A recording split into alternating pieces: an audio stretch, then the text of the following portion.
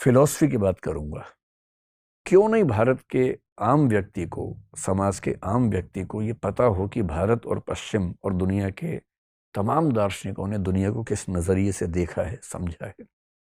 मैं निष्कर्ष नहीं निकालूंगा कि कौन अच्छा है कौन बुरा है, निष्कर्ष आप खुद निकालिएगा, लेकिन पता तो हो दुनिया के धर्मों की क्या धारणाएं हैं, पता तो हो हमारा कानून कैसा है, संविधान कैसा है, समाज शास्त्र में हमारे समाज को लेकर दुनिया के अन्य समाजों को लेकर क्या बातें मानी जाती हैं, कही जाती हैं, क्या रिसर्चेज हुई हैं, ये तो जानकारी होनी चाहिए।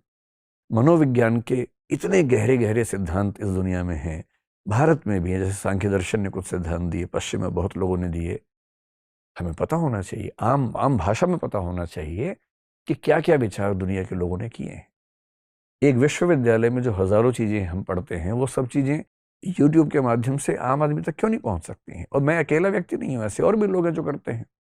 थोड़ा सा मैं भी कर सकता हूं। जिन विषयों में मेरी थोड़ी सी पकड़ है, मैं उनमें करूंगा। साहित्य है, हिंदी का साहित्य है, बाकी संस्कृत साहित्य है, अन्य साहित्य हैं, उनमें इतनी गहरी गहरी बातें कही गई हैं। वो गहरी बातें हम सबके बीच में क्यों नहीं होनी चाहिए?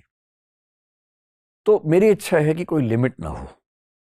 जो समसामयिक मुद्दे हैं, जो डिबेट्स हमारे समाज में चल रही हैं, उन पर भी राय प्रस्तुत हो, और विभिन्न विषयों में जो जो बातें गहराई के स्तर पर कही जाती हैं, उन पर भी चर्चा हो। और मैं ही क्यों तय करूं?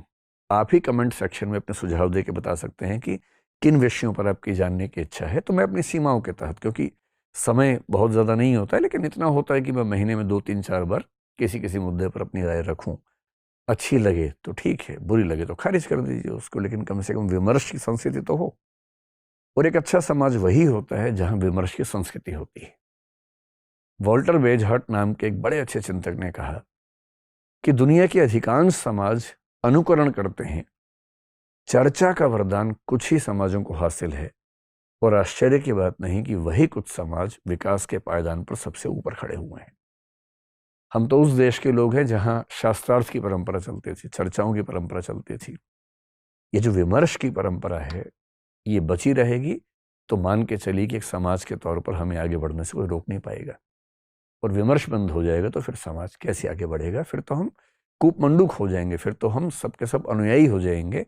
सोचने वाले, चिंतन करने वाले विवेकशील प्राणी कहाँ बचेंगे?